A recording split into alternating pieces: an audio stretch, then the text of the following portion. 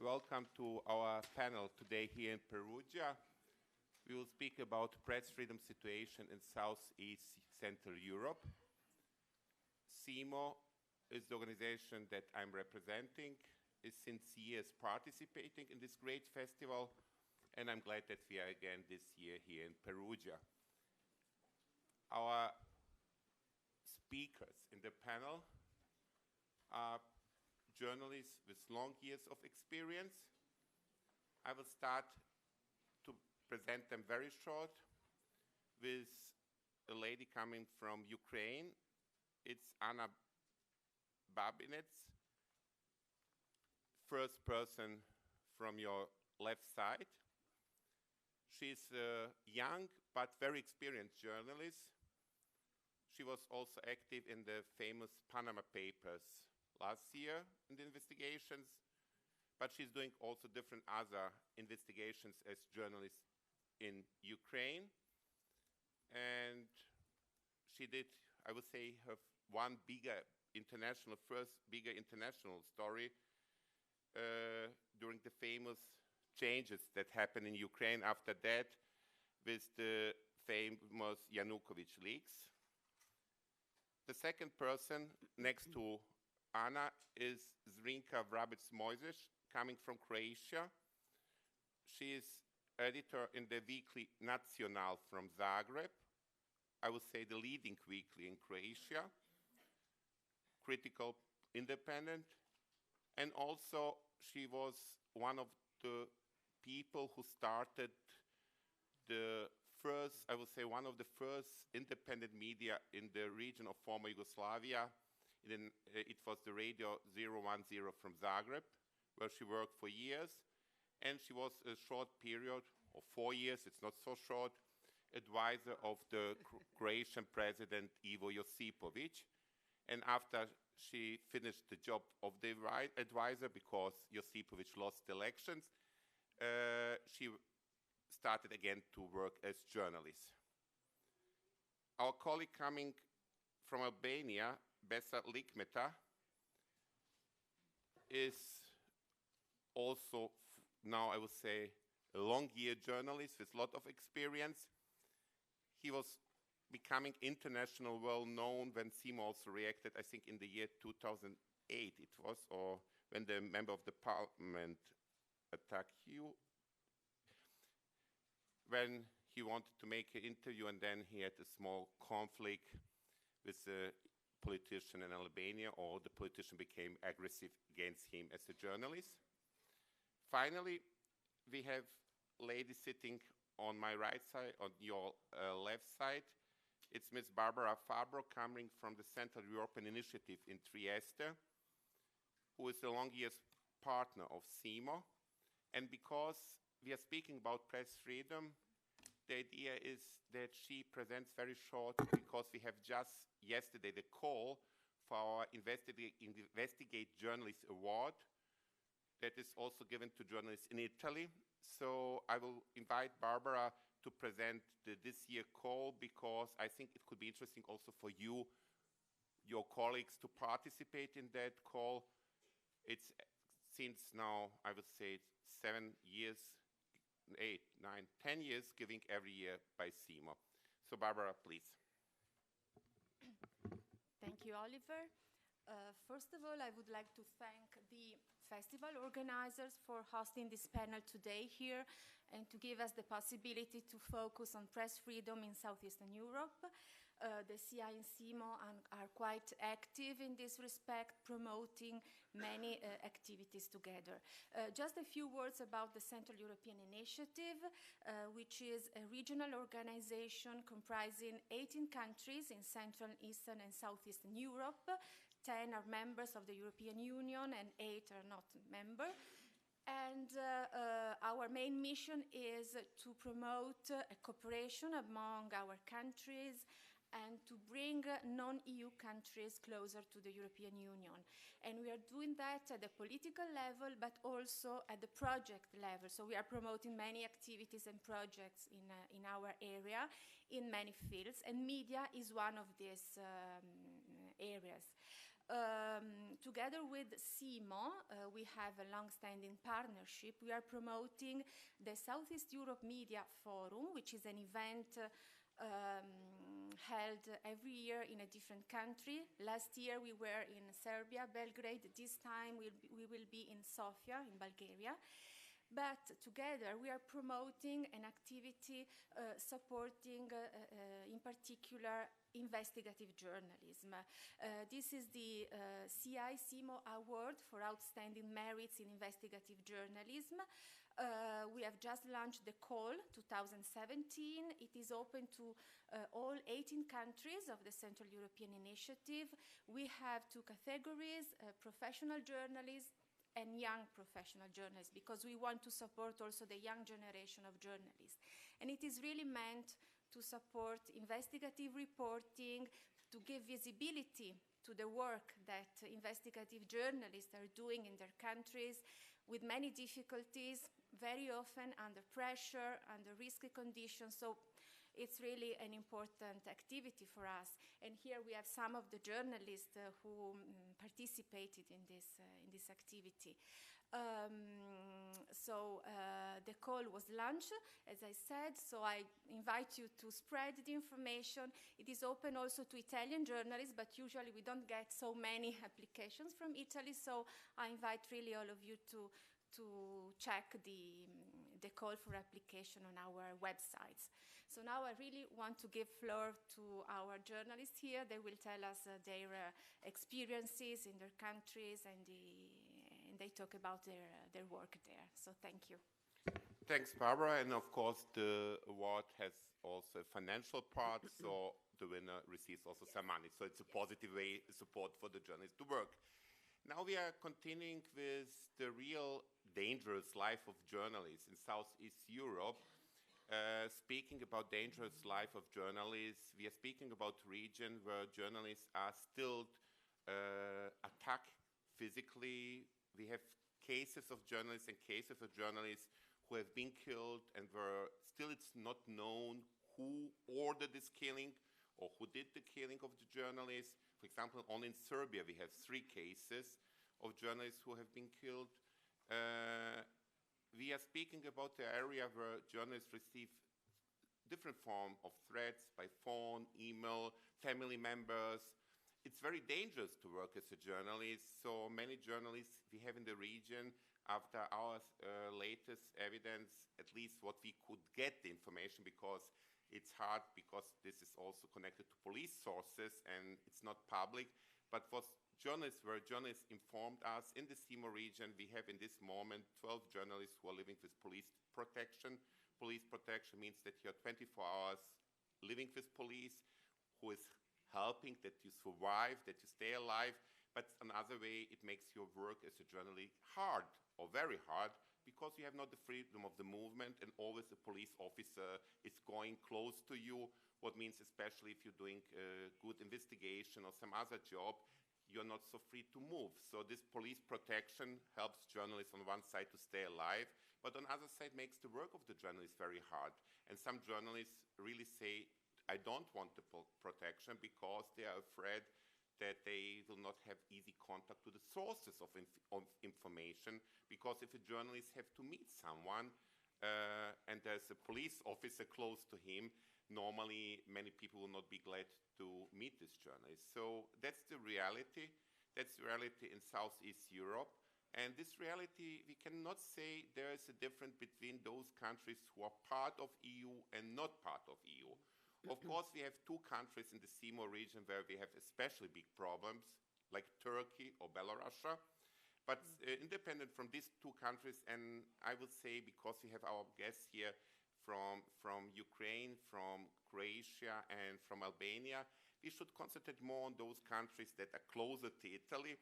And okay, Ukraine is not so close, but it's a very interesting country, and there's happening so a lot. So I would say we should try to concentrate on these countries.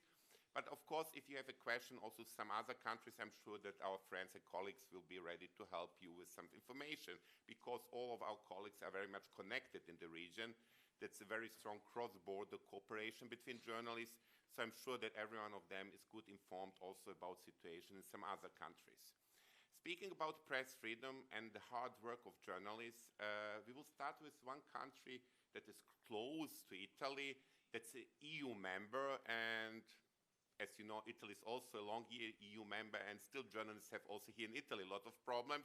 But we are speaking about a young EU country, and as a young EU country, I will say there are really a lot of problems for journalists, and not only that there are a lot of problems, but many journalists are not only afraid to work, but especially speaking about young generation, we have a fact that many people don't like to be for years journalists. They start to be a journalist for several years, and then when they understand that there's not big money, that it is too dangerous, these young journalists are starting to go to the business, to the PR, to the marketing, and leaving the journalist job.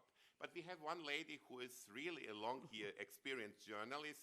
She's young, but she has big experience, Zrinka. And as I said, Croatia is an EU country. How is it to be a journalist of the security, safety, reporting? I'll tell you, but I first have to practice my Italian. Cari colleghi italiani, voglio saluto tutti. Io sono da Croazia e io lavoro per la settimanale politico che si chiama Nazional. E anche io lavoro per la televisione regionale TVNet. Ho lavorato per la Radio 101 per 26 anni. E poi per 5 anni ho lavorato in ufficio del presidente Ivo Josipovic. Now I'll go to English. Okay, thanks. This was Voglio parlare in italiano, ma non parlo bene. Sì, grazie. Just a small remark, this was not the European Song Contest or Eurovision Song Contest where usually they try to speak in the local language. No. And I think Zrinka was not so bad in Italian, so congratulations. But okay, I suppose that I made some mistakes, but I was trying. And I'll work on it, I promise. So I've been working for different independent media all my life, ever since 1984, much before than most of you were born, probably. I started to work as a student on then First Independent Radio 101 and spent there 26 years of my life. And since 2015, I'm back to journalism, working as journalist and political columnist in Nacional Political Weekly. And also, I have my TV show on regional TV, TVNet. Actually, I told you all that because I started so long ago, in 1984. My generation really dreamt that we were able, as a media, to change society and to work on democratization of Croatia, bringing European spirit to Croatian audience. And well, in the end, when we managed to do it, I think that the whole generation is so disappointed. What I would like to say that from 2000, when we founded SEEMO in Zagreb as Southeast European media organization, I think that this is the process which, this democratization process of Croatia started well. And it went together with the integration process of Croatia into the European Union, harmonizing our standards with European standards. But economic crisis, which started in 2008 and ended last year, I have to say that this recession struck Croatia seriously, and it destroyed the independent media scene, but also most of the mainstream media, where thousands of journalists lost their jobs. And I would like to stress that this economic threat, is probably equal to all the other threats that the profession is facing. To be honest, the entire generation, which was in their ages working hardly on democratization of Croatian society and political system, was swept away, replaced by younger, cheaper, ignorant, and willing to obey so-called journalists. I don't wish to insult any one of you, because I believe that there are still young people who really want to work hard trying to find truth. But from the moment we became members of the European Union and Croatia became a member on the 1st of July 2013, we lost monitoring. So there was no monitoring of those democratization processes or anything that was happening with the media. Status of journalism, media freedom became worse. Hate speech, threatenings were growing and becoming worse. And I was always claiming that actually Croatia was going backwards when it comes to human rights, media freedom, position of minorities, freedom of speech, revision of history, tolerating fascization of society. And this was proved finally by the latest very critical reports by Amnesty International and State Department, which were very, very critical, but at the same time almost completely ignored by the state officials. Symbolically, the most tragic event dealing with journalism, actually cruel assassination of a journalist, happened in 2008, when the late founder and the owner of the papers I work for, Ivo Pukanic, was brutally killed, together with his colleague who was in charge for advertising, Nikola Franjic. There is a book about this assassination.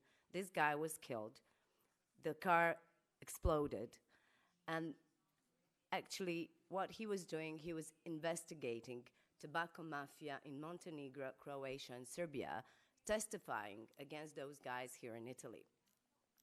Those who committed crime were prosecuted and sent to jail, but those who ordered this murders, because there were two of them, were actually never revealed. Ever since then, there were a number of threats and attacks on journalists. According to the police, which in parliamentary session, which was organized by the end of last year, presented some data from 2010 to today. There were 78 attacks on journalists who are directly or are indirectly related to the performance of their work, of which it was established 50 criminal offenses and 10 other offenses. 5 works are still in the process of determining, while the 13 works have not found elements of criminal acts. The session held in National Parliament was convened because of the escalation of hate speech and violence against journalists, and there were representatives of professional organization of journalists, police, and other institutions. The police data show that the escalation of attacks began in 2014, which means a year after we joined the European Union, when the number of attacks had doubled, and culminated in 2015, when the number tripled.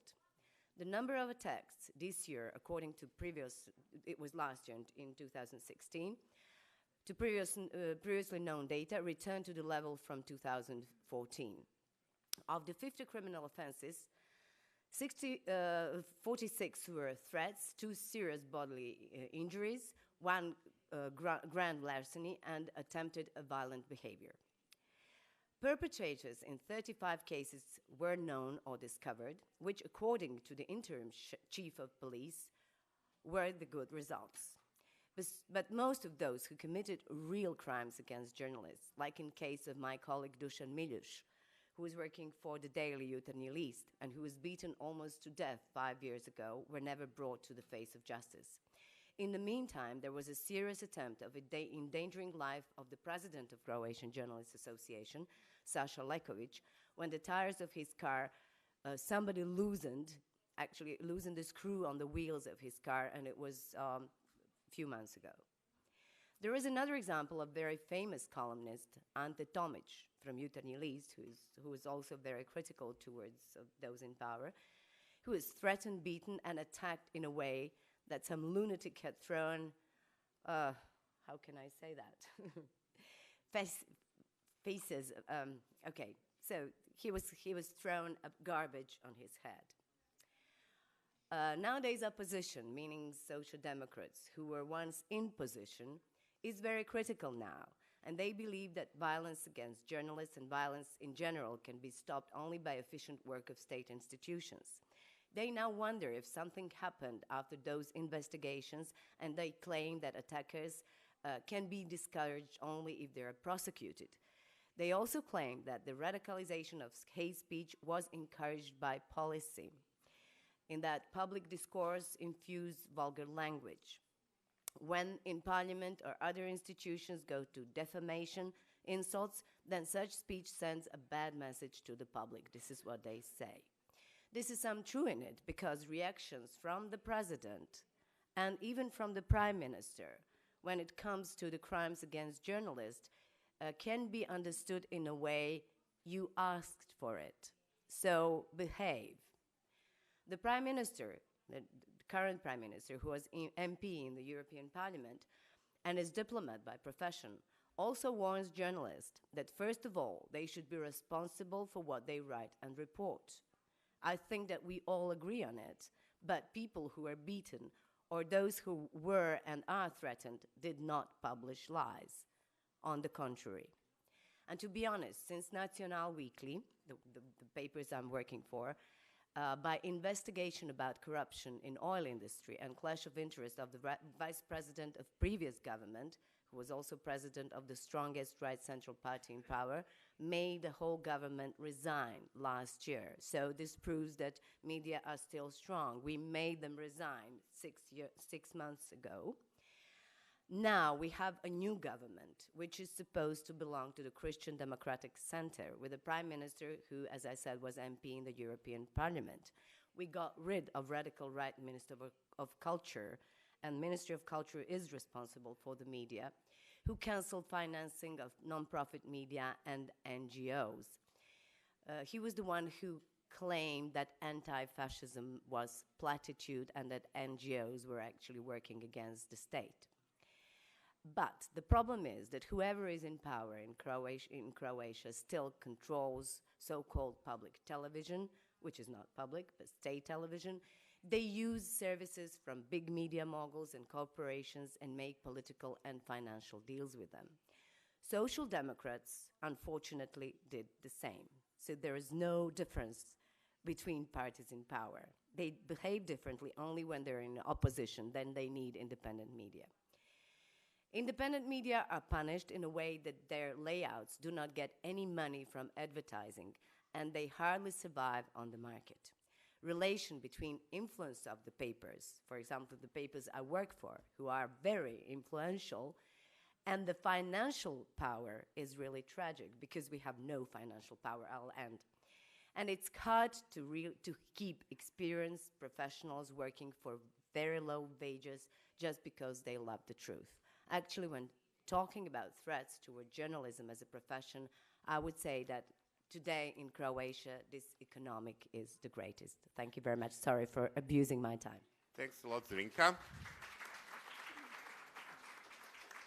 And I would just add that how the situation has influence of journalists. We have an example for journalist who was also attacked, I think 2 years or 3 years ago, Željko Peratović, and he decided after all to leave the country. He lives now, I think, in Switzerland because he could not more live normal in Croatia with his family, and he said, like, I'm leaving the country, I want to start to live somewhere where I can live normal. Of course, speaking about Croatia, we have in the neighborhood of Croatia another country like Hungary, where we have a lot of press freedom problems, but we can say in Hungary it's one thing. We have a system that makes the work of journalists hard, very hard. In Croatia, it's a little different because we have many individuals who make the work of journalists hard, who are attacking physically journalists, who are threatening journalists. So it's not just the system, it's also this individual. And that makes really more harder because you don't know who is your enemy or by whom you will be attacked. And by speaking by whom you will be attacked, I think it's a good point now to go to Besar because he was physically attacked by a politician, by a member of parliament in Albania. And I think it would be interesting for the audience just you explain what happened this 10 years ago to you. It's a long year period, but you are an example how dangerous it is to be a journalist in Albania. And then maybe you can speak about the general press freedom situation today in Albania, please. Thank you, Oliver. I guess if I had a dime every time I have to tell the story, I would be very, very rich right now, but I guess nobody gave me those money. Well, basically 10 years ago, I was interviewing this former bodyguard and turned politician about his supposed law degree in a Tirana hotel, at the Sheraton Hotel, and just we had done a story which was wider and looked at how a lot of people with that's drug trafficking records or were trying to get into politics, and how they were buying fake degrees in the open market. So there was a report from the Ministry of Education when they found out that these guys basically never finished or never went to school. So after we gathered our facts, we did what every normal journalist does: is give the party the right to respond, and this is when the physical attack happened, and then the story goes on. The politician was investigated, but he was never charged because, unfortunately, there were no witnesses to testify on my behalf, either those who were very close to the attack. Another guy who was present at the attack was another MP who now is actually Deputy Minister of Justice. The politician is still an MP. So this is how normally physical attacks that happen against journalists in the Balkans are resolved. I mean, the authorities don't act, and then the stories get repeated. So in the last 10 years since I was attacked, there were other journalists who were attacked, and the one was just a few weeks ago. But it's not the only form of attack. I mean, we think as physical attacks as being at least the most hurtful, and definitely that concerns a lot. It's a lot on our minds in terms of security whenever we report a story. But there are other attacks that are happening, which politicians are choosing as their favorite form, and this is happening because they don't want let's say, the international media attention that you get from physical attacks. And they're moving anyway from trying to bribe other media to attack you or discredit you as a journalist, or as let's say, as an editor, or the media outlet that you work for, or which is the most, I think lately we have seen in the last 2 years, is this being involved in some international conspiracy, the so-called Soros conspiracy being the most famous one because a lot of independent media in the Balkans are financed by these philanthropic or open society organizations. And this has become the tune of their favorite form of, let's say, delegitimizing the media, from Macedonia to Hungary. At some point in time, especially after Trump got elected, and this goes very well with right-wing conspiracy theories in the US.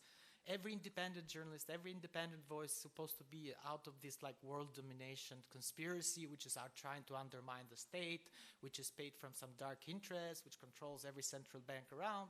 So there is this nice story played day after day after day to the ears of the local public, which let's admit it. I mean, it's not used to judging facts very thoughtfully, and this is not only happens in Albania, but this happens in Macedonia, this happens in Serbia, this happens across the region. And now, as we know, in terms of conspiracy theories, this happens a lot also in democratic countries. So it's a problem that we have as journalists, because we not only have to produce facts, we have to challenge powerful politicians with our facts, hopefully hold them accountable, but we have to all the time respond or figure a way to deal with the attacks coming with the other media outlets that they control. In a country like Albania, we used to think that we had opposition and pro-government media, which they change side or let's say, reform all the time the government changes. But unfortunately, the truth is that there is like few independent journalists, and the rest of the media is there just to PR whoever is in power. Mm-hmm. There is good journalists, but there is also a lot of bad journalists, and let's just admit it. I mean, it's very easy to be a bad journalist. Not only in the Balkans, I'm sure it's the same thing in Italy. A bad journalist basically has his life, I mean, he has financial security, he just holds the microphone and let the guy say whatever he wants, it's true or not. He will get, the promotion, he will get assisted by those in power, he will get, cushioned, because they're very clannish, this group of journalists and politicians who stick together and act as propaganda tools basically for those in power. And who is in power in the Balkans? In the Balkans, the people who are in power are drug traffickers, are oligarchs, and politicians. The problem we have is that it's very hard to make the difference now from one and each other. I mean, 10 years ago, you could say, oh, yeah, this is the oligarch, this is the politician, and that's the drug trafficker. But in the last 10 years, we have the drug trafficker becoming politician, the oligarch becoming a media owner, or the politician owning the media themselves. So it's all very, very, very confusing of what we have to deal with. But in this kind of environment, it's very important that the journalist sticks to his basic principles, which is highest integrity. This is the only thing that can defend you. And the thing I tell, as I work as an editor for the Balkan Investigative Reporting Network, with most journalists I worked with, the thing I preach them is that the biggest defense that you ever had against somebody who wants to attack you, being that physically or morally or in any other form, it's basically your integrity. The more independent you are, the more unstained you are, the more difficult it is for them to attack you, because they don't have nothing against you. I mean, most of the time in Albania when we publish investigation, I have colleagues of mine coming in and asking, okay, did you get a phone call or were you threatened? And I'm like, no. And they're surprised. It's like, nobody calls. I mean, they just try to ignore you, and they will use their propaganda tools basically to create an alternative reality. This doesn't happen all the time. I mean, there is cases when normally you're threatened with lawsuits.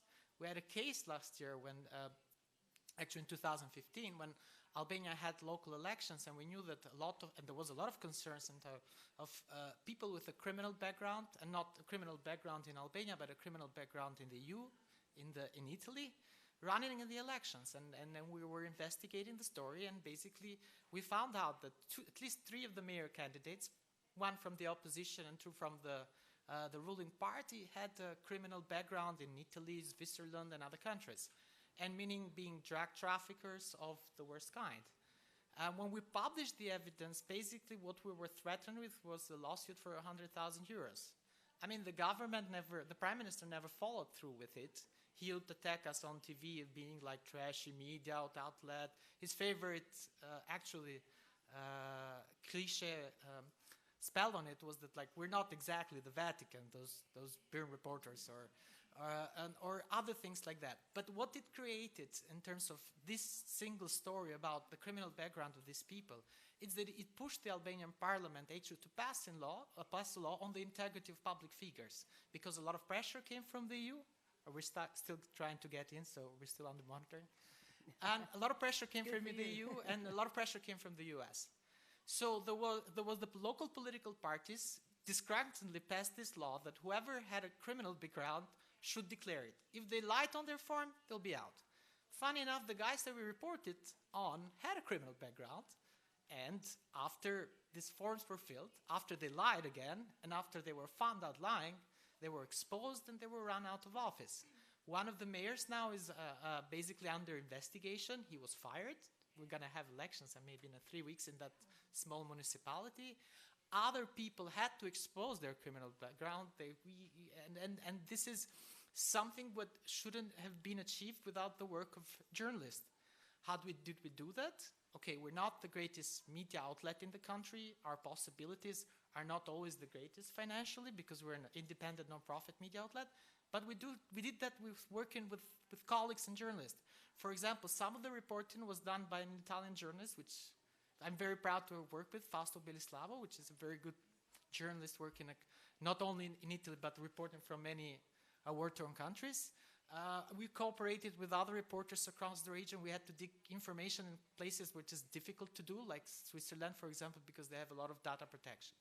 So the system that these people thought that was going to keep them safe in terms of, like, data protection in Europe and not being exposed as people with a criminal background didn't work in their behalf. We've done stories that range from, jihadist networks in the region, from Kosovo to Albania, sending people to fight in Syria, high-level corruption cases, and you always get the question from people, why do you do it? Normally, not always our stories get the reaction that they've got in this case of the mayors. Normally, the politician will frown on it. They will act like nothing happened. When there is prosecutions being launched, but unfortunately the prosecution never amount to too much in a sense. And a lot of people said that, like, I had one journalist colleague coming to me like a week ago. It's just like, what are you achieving? You're just making people depressed. I mean, like, shouldn't you be looking for solutions or anything? I'm like, well, yeah, but I mean, this is not my job exactly. I mean, my job is to expose facts and have the public judge on them. I don't expect for journalists to mold the public's perception of reality. I expect the journalist to, expose whatever is going on out there, do his work properly, and the public should respond. Does this always work? Not always. I mean, you need a lot of media literacy. Should be many other things in place for change to happen. But, I mean, shouldn't journalists transform themselves into something else, or should the rest of the public or educators move on and help this like current enterprise in order to produce change, especially in countries where they have a hard time with organized crime, corruption, and everything else. So the good news beyond the bad news that you receive a lot of attacks and things like that is that even in countries like Albania, Kosovo, Macedonia, in the region, there is a lot of brave journalists who are actually putting up a fight against the people in power. I mean, I'm sure the most unpopular person to, I don't know, the Serbian newly elected president are journalists, which his media attacks let's say the pro-government media attacks all day long and tries to make him look like foreign spies. I mean, like working for the US or working for the EU. Yeah, there is such thing as a EU spy in the Balkans, if you would believe it. So whenever you see these stories about attacks, don't just look and feel sorry for us. Just read the story itself when it was based and think that actually that was done for a reason. These are people who care about their own societies, and these are people who actually are facing up to powerful forces, as I said, oligarchs, criminals, and politicians, which are both or the same. So, thanks a lot, Professor. And just a small note before we are continuing with Ukraine. This is one phenomenon we have in this region is, you know what hate speech is. The other phenomenon is this calling hate silence. What means everyone is ignoring the journalists. It means you try as journalists to get information, but it's not possible because you're ignored. You're ignored by every politician and so on. The parties are ignoring you. They don't give you this information. And this is a special, also I will say, specific problem we have very often in the region. Speaking about Anna in Ukraine, everyone of you knows also Ukraine because of the sad story of one part of the country with the conflict, real war that is happening in part of the country. But I think we should concentrate now not in this, say, east area of Ukraine, but really on that part, Kiev and other parts more to the west of Ukraine, where journalists have the freedom of movement, have the freedom of work, but still there are a lot of problems. Just last year, there was a journalist who was killed in a car bomb. So I would say, Anna, if you can give a small presentation of the situation in Ukraine, especially also from your side as a very good young investigative journalist, maybe to present also the problems you have in the daily work. Please. Thanks, Oliver. I was here 3 years ago in this room, and it was time after our president Viktor Yanukovych ran away from country. And when Yanukovych was president, journalists had one problem, because all our work, all our investigations were ignored, absolutely. We could did everything, but it was ignored. And 3 years ago, when I spoke here, it was about situation in Ukraine, war conflict just started.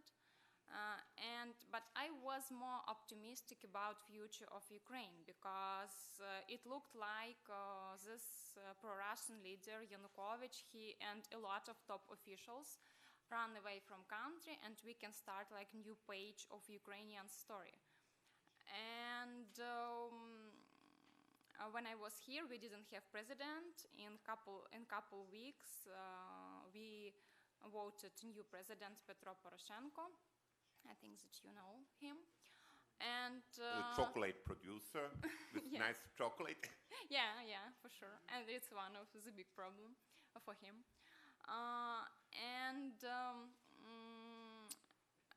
3 years ago, it looked like all process in Ukraine will be more democratic. And now I can say that it is, but we have highest level of problem and highest level of fighting between journalists and authority. Because now Yanukovych was president, he was part of Donetsk mafia. It's Donetsk, it's east of region, and he was just guy from mafia. But now we have president who is businessman. He has pretty big business. It's chocolate business, and the most important for us that he is owner of big national channel. So he knows how to work in media market.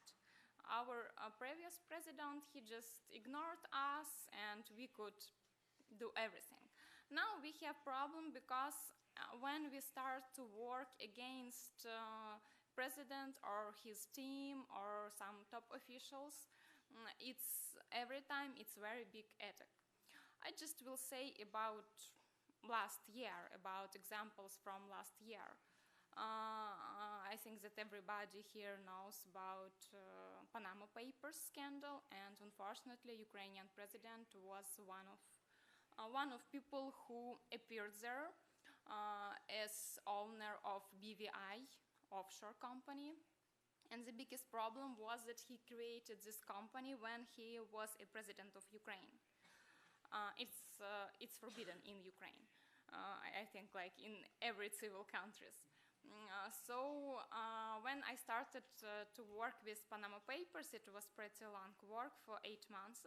And when we found a name of our president there, we realized that when he wanted to be a president, he promised that I will sell my this chocolate Roshan. It names Roshan, this chocolate fabric.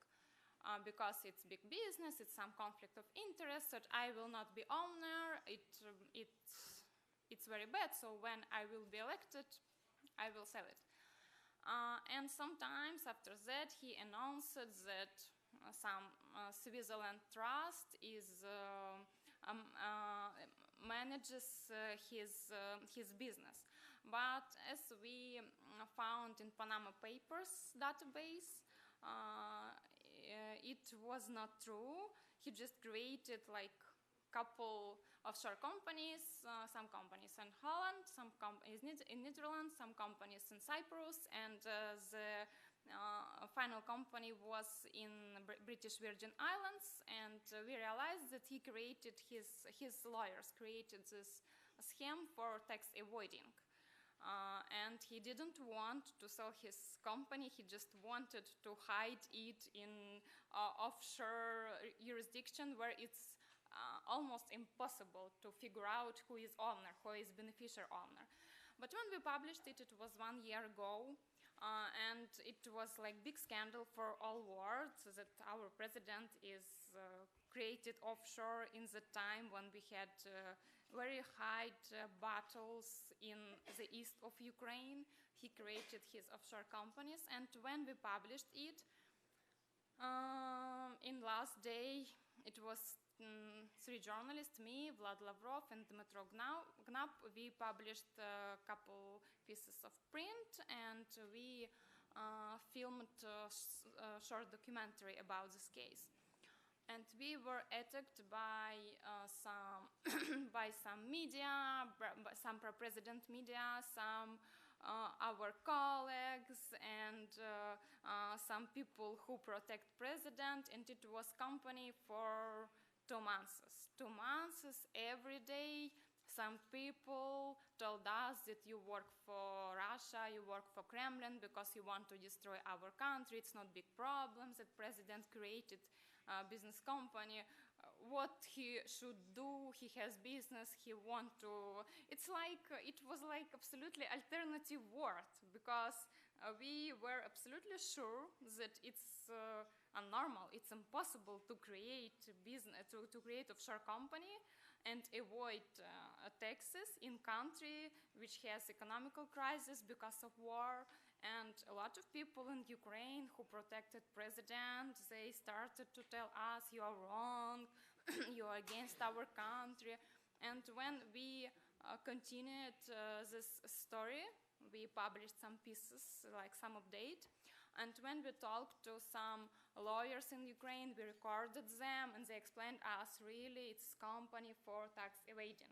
We published this story, and during a couple days, everybody from this expert denied his own words, that journalists manipulated, journalists just, I didn't mean this thing. One of experts told us that he was called to administration of president, and some people there showed him some piece of paper what exactly he should fix on his comments. And he didn't want to do it, but mostly people who talked to us, who explained us how this, because it's pretty complicated things. I mean, creating offshore companies, I never did it. So we should ask some people who can explain us how it works, for what this jurisdiction, for what Cyprus, for what BVI, or another jurisdiction. And people explained us, and after that they were attacked by people from administration of president, and they denied that, no, it was not me, it was just something they created, but it was recorded to video. How? And it was war between us and president for 2 or 3 months. For example, they took something from our publication, for example, that we used some Cyprus lawyer for explaining some details about Cyprus, and they found that she has Russian background. She lives 30 years ago in Moscow, and they found something in her Facebook that she is pro-Russian, and this journalist is pro-Russian too. And it was pretty hard, because we realized that we just did our work, and we were part of this company, and we should go to every TV show and protect our work.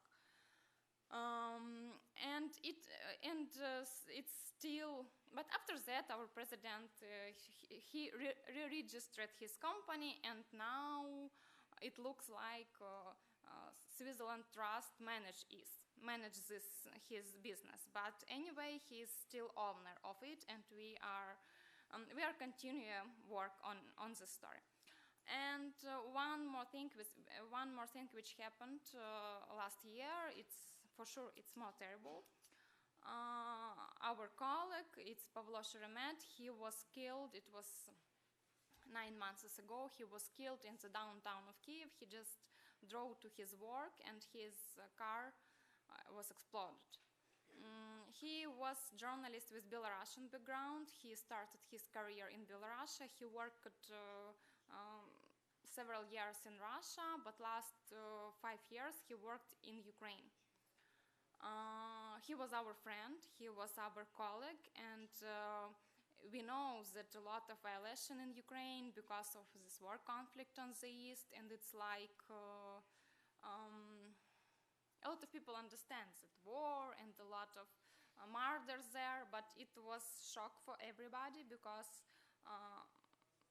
it was first time one journalist was killed in the downtown of Kiev. In 1 hour after that, my colleague Dmitry Gnap, he called me and told me, "What are you doing home? Just come here." And we started work on this, because at that moment, even in 1 hour after murder, we realized that our police will never solve this murder. And we met there with 2 more colleagues, and we started our own independent investigation. We started to collect all CCTV cameras footage around this area where this car was exploded. We found people who, in the CCTV cameras, we found people who put this bomb to his car. It was at night before murder. It was man and woman. We have this footage. And it's 8 months. Murder is not solved. And we are almost finished our documentary investigation, and we have some results. We will publish it in I think in 2 weeks. It will be during April. We will publish it. It was big work, because a lot of international people helped us with from United States, from Romania. I mean, this work in process. And people from Bellingcat, I think you know this organization, they helped us with good quality of license plates on cars, or with better quality of pictures we got from the CCTV cameras, because it was at night. And we will publish this. Now we are trying to ask officials, police, and general prosecutors how is going investigation. And because in first hours after murder, our president, everybody in Ukraine told that it's very important to solve this murder. All policemen, everybody will work on it. Now we have no results. But we will publish it, and we hope that it will push our police and investigators who can not only ask, we just journalists, we just ask people about the CCTV footage. They can, police can come to them and ask about, not ask, just give us, and that's all. So it's very hard things which is happening in Ukraine, but and we are, I'm happy that we are not ignored by our president, but by top politicians. But now it's more hard because we understand that everybody can be killed, everybody can be attacked by this very good PR people who have pretty good salary, who protect president, his business, his interest. But and because of it, we just should be ready for everything. And that's the way how journalists in Ukraine work. Thanks a lot, Anna. I don't know if there is some question from the audience. Yes, there's one question. Okay, before we will start with the questions, this, say, conflict with the President Poroshenko, when was it? 2016 or 15? You mean this Panama Papers? No, with Poroshenko, what you made the investigation, it was part of the Panama Papers when it was published after that. 1 year ago. 1 year ago, it okay. was April, May, and June. Okay, so. that's the moment. Okay, that's now clear why a lady who I know who is close to Poroshenko stopped to communicate with me, because she probably learned that you got once our awards 2014. So then she decided not more to communicate with me because I had a good communication with her. And then once, about 1 year ago, she stopped to contact and to speak with me. So it was probably you are responsible for that. But Sorry. Speaking about the award, just to say that Bessa got the award 2009. And now going to the questions, and then we can continue with you. Please. Milica Pešić, Media Diversity Institute, London. I have two questions, one for Zrinka, one for Oliver. Zrinka, you said there is no more monitoring by the EU since Croatia became a member. Would you advise the European Union, the European Commission, to be careful with other countries in the region before letting them in? Question for Oliver. Oliver, you are known as a person who actually manages, contrary to many journalist associations in the region, to bring politicians, top politicians, presidents to journalist events, which many people, as we know, see it as controversial. My question to you is, and you write official letters and protest to them, when you are face to face with them, what do they actually tell you? Why they are doing what they are doing? Off the record, tell us what actually they tell you. Thank you. Okay, maybe I will start because I will be shorter probably. We start with jokes, family stories and things like that when you make these officials, high-level politicians, presidents, prime ministers and so on. Usually, when we have this, say, most cases, these are off-the-record meetings. We publish after the meeting some statement and so on with some results, but the results more or less are official things, so you cannot publish some sensation and some special big story. So usually we have a chance during this meeting really to speak open with these politicians, and I'm sometimes surprised how open they are, how open really they speak about things. Sometimes they are very self-critical. And I would say if we would publish sometimes really what they're saying, maybe we could destroy the life of them, because sometimes they are so open and saying like, or maybe that's the result because they feel so secure that they generally speak, yes, I know this is a mistake I made, this is and so on, but they don't see it as a problem for their career, for their, say, political position. And I think that's because they are so strong. And that's a big problem. We have politicians who are really strong, who are coming in this political life with the idea not to help the population, but to stay in power. And that's the only interest the most politicians have, I will say, in this Southeast Central Europe region. So they are so strong and so secure in themselves that I think they can do whatever they want. For us, for example, was a surprise when we met. It was the former Macedonian, now his former prime minister some years ago. We planned, for example, to have, it was an official meeting, 15 minutes it was planned in an agenda to have a meeting. We had, at the end, over 2 hours a meeting with him because he was so ready to speak with us and so on. So I'm sometimes really surprised how the politicians are open. But what is dangerous is this thing, and that is what I'm saying in many of these countries. We have the political pressure of the politicians. On the other side, we have journalists who are not enough strong to fight for the journalists' ideas. So we have very often very strong to say self-censorship, what I'm not so happy. And I'm saying journalists try to be more open, because very often journalists in the SEEMO region, they don't have any clear pressure from the state, but they believe they should write positive about this prime minister and politician. Also, no one makes direct pressure on them. And this is a big problem, and the politicians are using this. They're using it. So very often they are not doing anything, these big politicians. They're just sitting in the office and watching how many journalists are ready to make from this politician, who's no one, who's really an ordinary person, a god. And we have really a situation that many politicians in the SEEMO region became, after 1 year or 2 years of power, really a god, a person who no one can touch and so on. And I must say, journalists are partly also responsible for that. Please, Victor. Well, I would agree, but I don't think that there is any pressure. They just have benefits from obliging the politicians. But yes, what I asked for, and it was not only me, but there was a number of NGOs from Croatia asking for monitoring, not only in the field of human rights and freedom of speech and media, but also in the field of corruption, the way Romania and Bulgaria had, because what we are seeing now, that we are still facing those problems.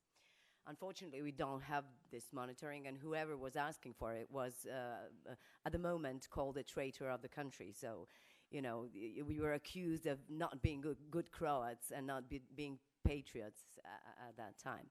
But of course, if you try to look at the wider picture, the problems I was talking about with media freedom are problems that European Union as a whole is facing, not to mention Berlusconi, long time ago, when he was controlling half of Italian media, not only his private media imperium, but also, as I know, Rai 1, 2, and 3.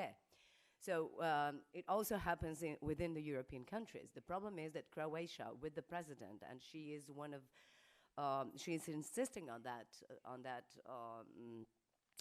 cooperation, is lining with Poland, Hungary, Slovakia, and Czech Republic, with so-called Visegrad Group countries.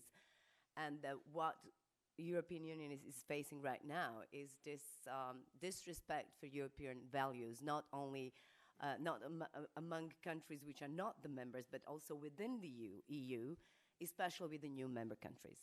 So this is a problem.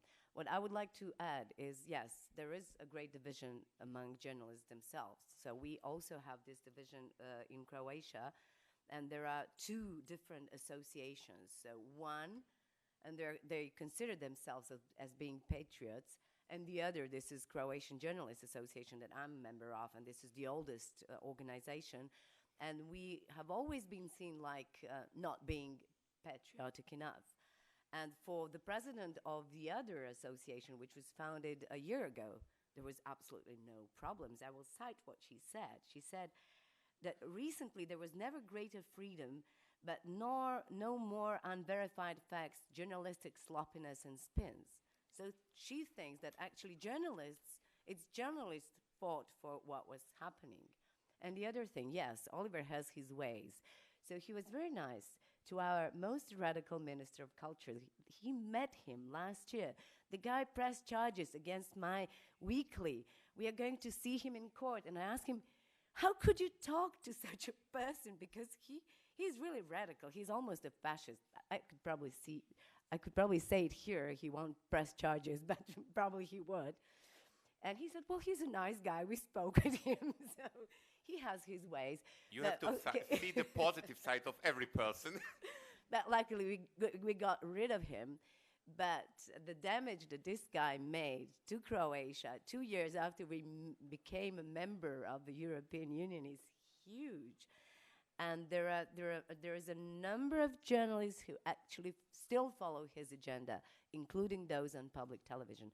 And this is what happened after we became a member. So this is dangerous. And I would recommend monitoring, not just in Croatia, but in all other countries, even the old member countries, because what we are facing now is the same problem everywhere. Thanks, Jinkra. Of course, it's a question of EU, how this mechanism can function. And if we have one question, just to mention, you mentioned that your president, Ms. Kitarović would like to follow the, say, Hungarian, Polish, Visegrad Group model. At least she promised me personally when I met her last year that she will not do it and that she will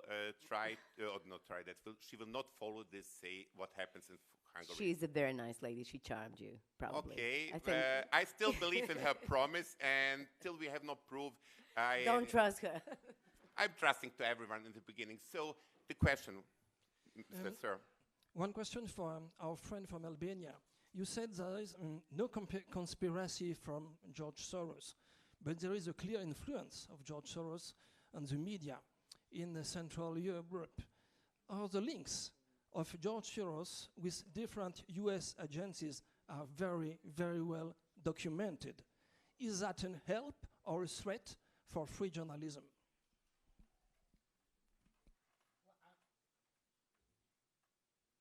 To be honest, I'm not a spokesman for George Soros. Let's just make it clear. And I'm not sure about all the links that are documented that you mentioned. I'll be very happy to review them if you had evidence and publish something on it. The fact of the truth is that if there are links or not, it's not important. They're using these conspiracy theories to attack independent journalists who are writing on corruption and organized crime and perpetuating the stories which basically, when you read them, there is no facts. I mean, there is no facts inside, there is only insinuations. And there are people like, let's say, the Hungarian president who just, or prime minister who just closed the university, the former Macedonian prime minister. They are using these attacks or conspiracy theories like George Soros or being like a foreign EU spy or things like that with no facts. The other side is actually contributing facts. But I'm very happy to listen to people who bring facts to the table all the time, and they'll be everyone I meet. I would just like to add that Soros left the region a long time ago, so he's not investing into media in the region. He moved to the east, and we have not been receiving any kind of help for 10 years or more. So, you know, those accusations actually have... Thanks. Is there any question more from the audience? If there's... Yes, before you ask the question, very short, about what Zrinka mentioned, it's a problem. It's a problem because it's not more so sexy to invest money to support independent media in this, say, region of East and Southeast and Central Europe. So we have now really a big problem of surviving. We are speaking about a region with not development economics, people who are earning monthly 200, 300 euro. And those people who are critical, who are independent, they don't have, after years and years of fight, more wish to fight for democracy. And because there are no more support from organizations like Soros, the life of them is harder. And speaking about Soros, independent what is the investigation, what Soros is doing and so on, I can say one thing. I spoke with really different media who got money from Soros. And I know the people, so I can speak open. And I can say at least with those with whom I spoke, they say me very clear, they got the money from Soros, but there was never a pressure from Soros or his organizations, you must publish this, you must write this, and so on. So it was, in a way, positive what Soros was doing in the region because he was giving cash money to the media, to NGOs, and they could do the job. If they will not Soros, no one will give this money. So we should say in the history, Soros plays an important role, at least for that survival of democracy, development of democracy in the region, because at least after all information I got and our partners got, there's not any evidence that Soros tried to make any pressure on the media or the NGOs who got the money that they should change the policy, do a special reporting about something and so on. So it means he just gave the money. And in that way, I don't see a problem of Soros or anyone, because if those who are giving money are not making or trying to change the editorial policy, trying to make some pressure on media, I don't see a problem of those who are giving the money. The problem is if they are trying to change the editorial policy. And this we have today very often from the advertisers. Please. Yes, please. And you should also be questioning a little bit yourself. Why is always the Jewish banker conspiracy, which is as old as Europe and the US is always being taught?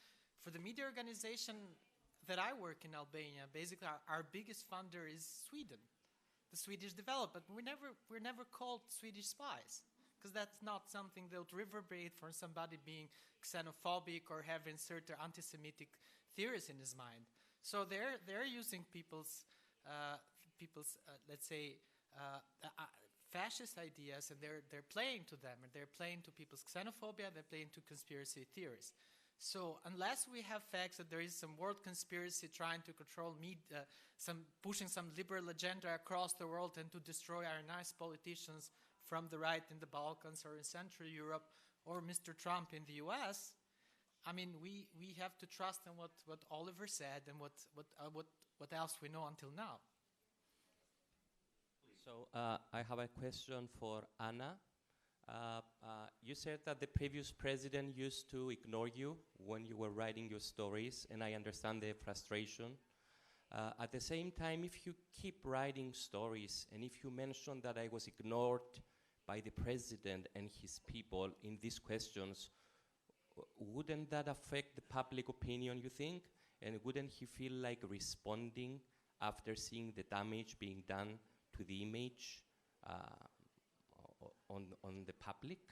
Did you get any response after seeing that some damage was made to his image? This new president, Petro Poroshenko, not very new, but after previous, he cares about his image. He cares about his reputation, because I think that, as you know, that Ukrainian economy has a crisis because of war, and Ukraine has to ask about money to international foundation. I mean, for development, Ukraine's country. And because I think that only because of it, our president cares about his image and about his reputation. And he tried to protect his reputation for sure. And he has a lot of people and a lot of advisors and PR people who help him with it. And it was, as I said, it was pretty big attack for journalists, and it was like they tried to destroy our reputation, my reputation, reputation of my colleagues, and it was absolutely stupid things. And some of my previous colleagues met with me and advised me, stop doing it, stop investigate president. We have a lot of another example of corruption, stop doing it, it's very dangerous, something. It was like friendly advices that just be careful or something. And I think it was part of this company, it was part of the strategy that we should feel wrong, and we should feel that it's dangerous to investigate president. He cares about image. Poroshenko cares about how he looks. I mean, how in front of world, in front of Ukrainians, and because of it, it was a lot of resources, a lot of things they spent for attacking journalists, and it appears every time when we or our colleagues, because this Panama Papers, it was big scandal. I mean, this word scandal, and they spent all sources they had for like trying to calm it. But if somebody from my colleagues starts to investigate something about president of his friends or his business partners, every time he or she is being attacked, and it happens every time. And it's just part of president's protection of his image. He wants to be good, he wants to be for the world, I think the first because of money, because it's only one way to save Ukrainian economy, it's get money from international foundation. For previous president it was not problem because he was pro-Russian and Russia helped a lot, and we had a lot of Ukraine had a lot of business connection with Russia. Now it's stopped, and it's a big problem with financial system in Ukraine. Thanks a lot. Any question more from the audience? Okay, then we will continue. Somebody? No. We will continue with, okay, Zrinka first, and then I will ask questions. No, I just wanted to add something about advertising that you mentioned.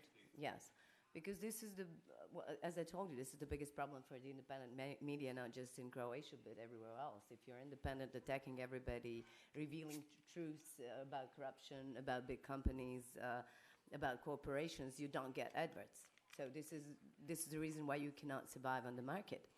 But, well, it's really interesting that actually the main topic of Croatian media is not corruption anymore, it's ideology. So there is a great division about those who are trying to revise history and talk about our fascist state that we had during the Second World War as something that was actually good, and those who are trying to prove that Croatia was on the right side, on the anti-fascist side, at the end of the Second World War. So we are talking about ideology in the moment when Croatia is actually facing economic crisis and trying to get out of recession, which is really incredible. By the way, about advertising, there was a big company on which most of the media, not just in Croatia, and most of the companies, not just in Croatia, but also in the rest of the region, depended. This was Agrokor.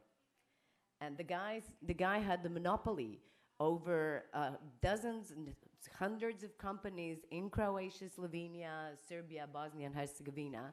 He owes billions of euros to everybody. And the state just let him go for 2 decades. He's a product of so-called criminal privatization that happened in Croatia after the war that we had in the 90s. And he really controlled the media. So nobody wanted to be critical, although everybody knew the truth about the guy, because he was advertising. Even now, when he went bankrupt, when there is a danger that the whole Croatian economy would go down because of one company, media are still very careful. They still try to picture him as a good guy with a family who cares about every cow that he has on his farms, although he owes to the state, to the other companies, and to Sberbank, which is the most dangerous thing because it's Russian bank, billions of euros. So this is the way how Russian capital, Russian money will control the region through Croatian company and probably the media. So this is the story that we were trying to follow. Everybody knew about that, but before it happened, nobody believed that it would happen. And this is how media depended on it. Agrokor was actually controlling most of the media in the country. Okay, thanks. Just a short note also about this advertising, how it works. Several years ago, editor-chief of a very strong media in one of these countries told me, like Oliver, 80% of the market in my country, in that country, he said, where he lives, is controlled by one marketing agency. This marketing agency collects advertising from different companies and so on, but 80% of the marketing of advertising is going over this one company. And of course, if the chief or owner of this company is good with some political groups, that it's a clear influence of these political groups over that marketing or advertising company then on the media. So politicians have not to do so much. Sometimes there's many players who are helping the politicians to stay in power. Just because we spoke about the situation in some of these countries, I will ask very short everyone, starting from Besser, Zrinka, and then to Anna, because in the neighborhood you have a lot of press freedom violations. Could you maybe just say, Besser, for especially Kosovo. How is the situation? Zrinka, maybe you can speak a little for Serbia or Slovenia or Bosnia, and Anna, maybe for Belarus. Very short, how you see the press freedom and media situation in your neighborhood, please. Well, I'd like to say something wider than Kosovo, so also for Macedonia and Serbia and Montenegro.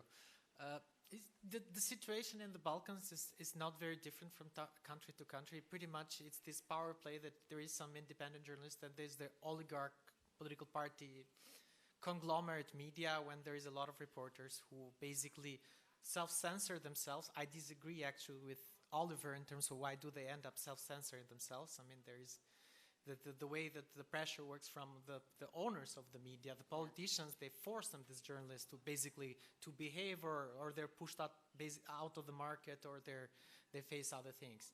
So you have all these media outlets that can work for the politicians' interests, who are trying to squeeze either out of the market through advertising or other means those few independent journalists that are left. Same things happened in Kosovo, same thing happened in Macedonia, which went to even a bigger crisis, and I think the country is scoring much worse in the region right now. We had the same situation in Serbia, when I can just mention, when the Prime Minister was elected president over the weekend, and Mr. Vučić received 60% of the media coverage when there were like 6 other people running in the election.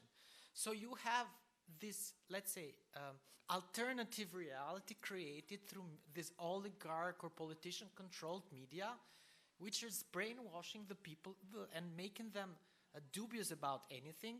I mean, just to go a little bit how crazy it is. When I was a young kid, when I started journalism, most of our colleagues, the politicians, didn't like, they would attack them as former communist security spies. Then they realized that we were just too young to be called security spies, because I was born in '83.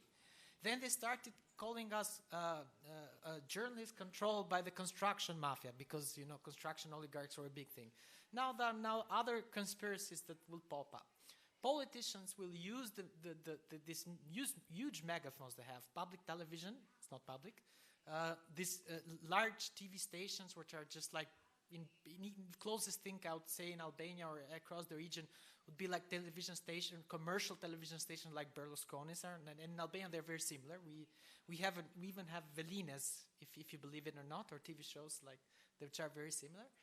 And these platforms, when they are given almost universal access, no question asked, or this sort of reality when they're like supposedly ask tough questions, but they're agreed beforehand. So there is these few journalists that they are on the side or independent, which are attacked all the time. They try to ignore you. When they don't ignore you, they will have these other people who attack you. Basically, what they don't do, they don't react directly, because they have an army of surrogates. An army of surrogates who will go on TV, who will question your credentials, will question everything about you, but just not your story, because that's the only thing they don't want to be talked about. That's the exact thing I think happened with the Panama Papers in the Ukraine, and it's the same formula used across the region. These people are not reinventing the wheel. They are copycatting each other across and across and across. So they have created this thing, and they, you know, sometimes to attack a journalist in Albania, they will pick something that Gruevski said in Macedonia about these conspiracy theories. And they will use even each other's propaganda, basically. And this is something that is new. I mean, it happened in the last few years, and it's something I guess we should all fight against, because I think it just doesn't threaten only the future of journalism, but the future of democracy in our countries. Thanks. Zrinka? Well, Anna first. Okay, Anna, please. So about Belarus, I was there 3 months ago. I talked about Panama Papers in Ukraine, and I was really very sorry about their investigative journalism. It's almost impossible to do investigative journalism and high-quality journalism there, because it's like not a lot of people, not a lot of journalists who brave enough for asking authority about smuggling, about corruption. For example, now Belarus is big market of smuggling because of sanction against Russia. and because of impossible business between Ukraine and Russia. And we know a lot of examples when something produced in Ukraine, but it marked, but produced in Belarus, and it is going to Russian market, and from opposite side. And I wanted to find somebody who can help me in Belarus discover this, work with the smuggling market, and it was absolutely impossible because people should ask authority about some things, about some fake companies, about something, and how they explained me, journalists who work there. It's young journalists who mostly work in some cultural things and some social things, not corruption, not business. They told me that if you try to do some serious journalism, it's not press to some journalists. It's just Belarusian authorities, they just do very simple things. They just close newspaper. And it doesn't work anymore. It's not against one personal journalist. It's about all newspaper. They find some things why this media can't work anymore. Some things in law or somewhere. And it's a problem because nobody wants to do something against his media. So now it's pretty bad. I mean, investigative journalism, serious journalism. But I think that anyway, I tried to tell them about this Panama Papers, how we work these things, how we worked with discovering corruption or something, and we hope that anyway, we will cooperate with them. We understand that it's very dangerous. It's not like in Ukraine. When I back from Belarus, I was very happy that I live in Ukraine, and it's a very democratic country. Thanks. Zrinka? Well, first of all, I'd like to say that we are facing now the second generation of media owners, so they're not big corporations from some other European countries. But, for example, we have a media owner who's a very rich guy from Croatia, who's a lawyer and who just wants to have influence and power. It's incredible how all the parties, all the ruling parties, when they come in power, always use the services from the same media. So there are interest groups. And I think it's the model that works everywhere else. I can only talk a little bit about Serbia because I've been there, I saw the papers, I saw televisions. What I know is absolutely that the Prime Minister and now President Vučić is controlling absolutely everything. And what we could see is that not only that he was controlling televisions, where they were broadcasting his press conferences, which last for hours and nobody cares. You know, this time does not have a price. But I know that his advert was on the front pages of all the papers in Serbia just the day before the elections. He bought all the front pages of all the papers. So this model actually does not work that way in Croatia, but it works in other ways that, of course, they have their favorite papers, and they also, the politicians who call themselves to be moderate, abuse those media which are controlled by radical right interest groups because they're populists. They know that their European partners wouldn't like it, but before the elections, like the president, they actually give interviews to those media which should be closed because of the fascism and hate speech that they're spreading. In Bosnia and Herzegovina, I think that what we are seeing is lining with national. As in political life, it's the same with the media. There are national political parties, although Bosnia and Herzegovina is supposed to be a country which has three constitutional nations, Croats, Bosnians, and Serbs. But as the political parties are always lining with those national groups, you don't have one party representing all the national groups, but you always have national parties. It's the same with the media. I think that all of them, Serbs, Croats, and Bosnians, control their own media. There is not one joint, probably Bosnian, so-called public television, and they're trying to destroy it, representing the whole nation. And this growing nationalism is very dangerous, and I think that Europe should worry a lot about what's going on. Thanks a lot. What I can say at the end is only I'm still missing that journalists are not enough strong in doing the work because the politicians will always, it's not just a thing that happens in this part of Europe, trying to be in power, misuse media, and so on. I'm saying the job of the politician is to misuse media and to try to stay in power, and the job of the journalist is to stop them in that. And that is what very often the journalists, maybe also because we have a lot of young, not educated enough journalists who are easily becoming under influence of the politicians. Sometimes I'm missing, say, these journalists who are not enough using this power. It's hard, but still I think journalists could or should do more the work, maybe more solidarity between journalists we need also in the SEEMO region. I would like to thank everyone sitting here, Anna, Zrinka, Besser, and especially also Barbara, coming from the Central European Initiative, because with the money of the SEI, we are supporting journalists with this award, investigate journalists now for years. So thank you a lot of Barbara for that. I like also to thank you, everyone sitting here, and of course, also those who are responsible for everything that is happening here.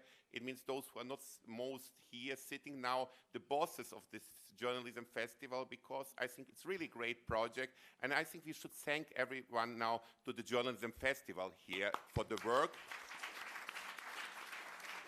And also to those volunteers who are sitting here and who are doing the great job. So thank you a lot, and I hope to see you next year. Thanks.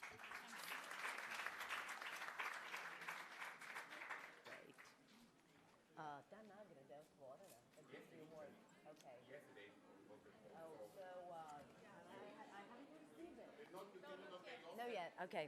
We did it from here, so I... Okay, because I would like my editor-in-chief. Yes, yes.